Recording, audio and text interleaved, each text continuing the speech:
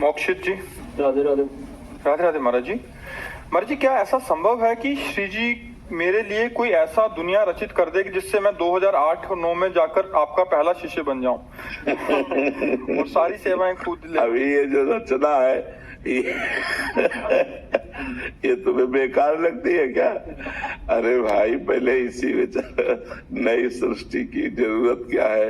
इतनी भारी सृष्टि है, अनंत सृष्टि है, इसका पार थोड़ी कोई पा सकता है। मृत्यु लोक, अंतरिक्ष, स्वर्ग लोक, महालोक, जनलोक, तपलोक, सत्य लोक। अभी तो आप मृत्यु लोक को ही पूरा नहीं जानते हैं, तो अभी तो मृत्यु लोक का ही पार नहीं पाए। पर नई सृष्टि की जरूरत क्या है? जो सृष्टि है उसी का पार नहीं पाए। फिर नीचे पाताल, रसातल, तलातल, महातल, ये जो 7 लोक हैं, नीचे लोक है। इस पूरे को एक ब्रह्मांड कहते हैं। ऐसे करोड़ों ब्रह्मांड है। दिखरावाते माते अद्भुत रूप अखंड, रोम रोम प्रति लागे कोटि कोटि ब्रह्मांड। करोड़ करोड़ ब्रह्मांड भगवान के एक रोम कूप में वास करते हैं। ऐसे महामहिम भगवान है। तो हमें और सृष्टि की जरूरत क्या? जो सृष्टि है इसी में हम भगवान का भजन कर लें, इसी में हम भगवान का चिंतन कर लें। और मांगना ये चाहिए कि प्रभु कभी ऐसा हो कि मैं आपके शिष्यों का शिष्य बन करके रहूं, मैं आपके दासों का दास बन के रहूं। कभी ऐसा सौभाग्य हो तो आप आगे बढ़ जाओगे, और सबसे बड़े शिष्य बनना चाहोगे तो कुछ नहीं बन पाओगे। बताया ना, परमार्थ में सबसे जो अपने को जीरो समझता है वही आगे चल के हीरो बनता है, और जो पहले ही हीरो बनना चाहता है वो जीरो हो जाता है, वो फिर कुछ नहीं होता। परमार्थ में जो छोटा बना वही महान बन जाता है जाकर के। भगवान उसी को महान बना देते हैं। रचना ओम प्रकाश अवस्थी जी।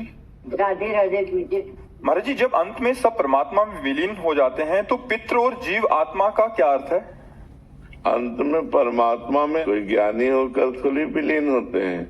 जो ज्ञानी होकर विलीन होते हैं वो उनका मोक्ष हो जाता है। जो अज्ञान की धरा में ही विलीन होते हैं, जब सृष्टि का लय होता है, तो जब पुनः सृष्टि का निर्माण होता है तो फिर वे अपनी कर्म गति में आ जाते हैं। तो बात लीन होने की जिंदा में है कि हम जिंदा में भगवदाकार लीन हो गए मनुष्य शरीर में, तो हमारा काम बन गया। मरने के बाद सृष्टि का विनाश होने पर भगवान में लय होना वो काम बनना नहीं है। काम बनना है जीवित भगवान का भजन करके मोक्ष को प्राप्त करना या भगवत प्रेम प्राप्त करना। समझ में आ रही बात? हाँ, जब तक जिंदा भजन नहीं करोगे, जिंदा में अविद्या अज्ञान का नाश नहीं करोगे, तब तक भगवान में विलीन होने पर भी कोई बात नहीं बनेगी। जब नवीन सृष्टि होगी तो अपने कर्मों के साथ तुम्हारा पुनः जन्म मरण चक्र चलता रहेगा। महाराज जी, आप कहते हैं कि पूर्व पाप नष्ट होते ही आनंद होगा। तो महाराज जी, कोई ऐसा जानने का प्रमाण है जिससे पता चले कि पूर्व पाप कितना रह गया? वही आनंद ही प्रमाण है।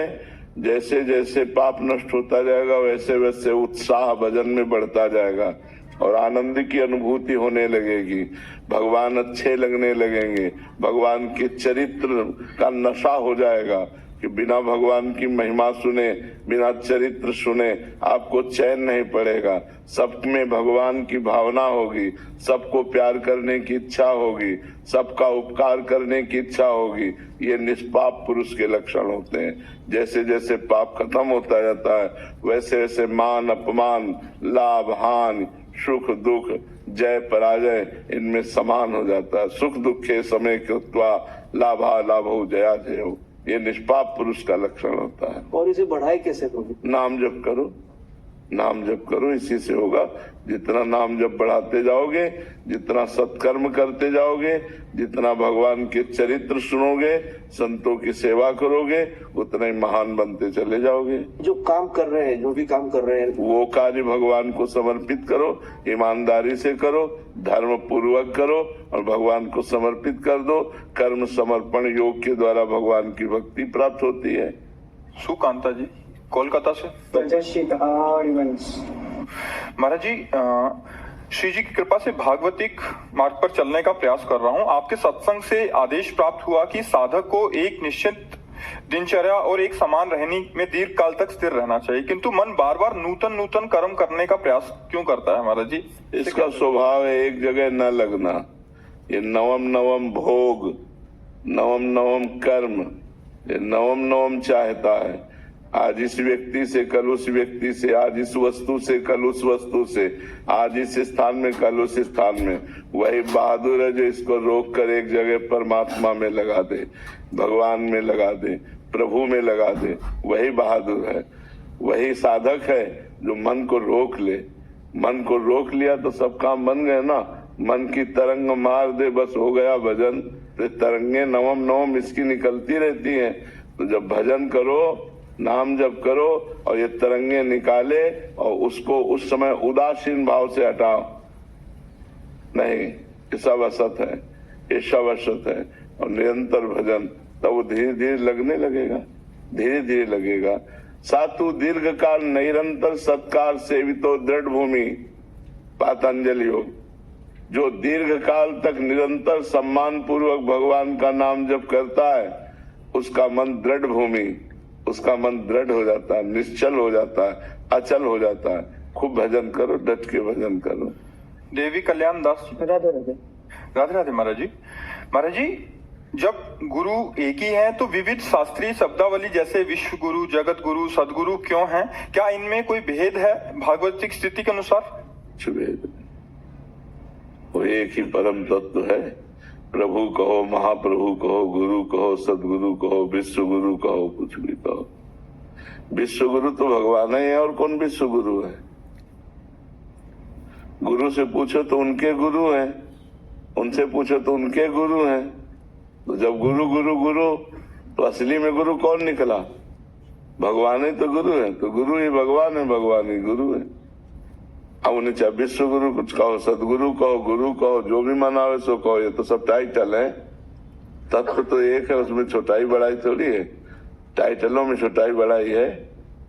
वंदे कृष्णम जगत गुरुम, जगत गुरु भगवान ही है। वही सदगुरु के रूप में बन्नो गुरुपद कंज, कृपा सिंधु नर रूप हरि, महामोह तम पुंज जासु वचन रवि कर निकर। वही गुरुदेव भगवान के रूप में कृपा करके हरि नर रूप धारण करते हैं। वही हरि नर रूप में, संत रूप में, गुरु रूप में विराजमान है। इन सब नामों से हमें मतलब नहीं। मतलब है भगवान के पावन चरणारविंद में चित्त जो जोड़ दे, वही गुरु। जो हमारा चंचल मनिन मन भगवान के चरणों में अपनी सामर्थ्य से जोड़ दे, वही गुरु, वही सदगुरु, वही विश्व गुरु, वही जगत गुरु। वो भगवान ही है, दूसरा कोई नहीं है। भगवान और गुरुदेव, गुरुदेव और भगवान एक ही बात है। अंकित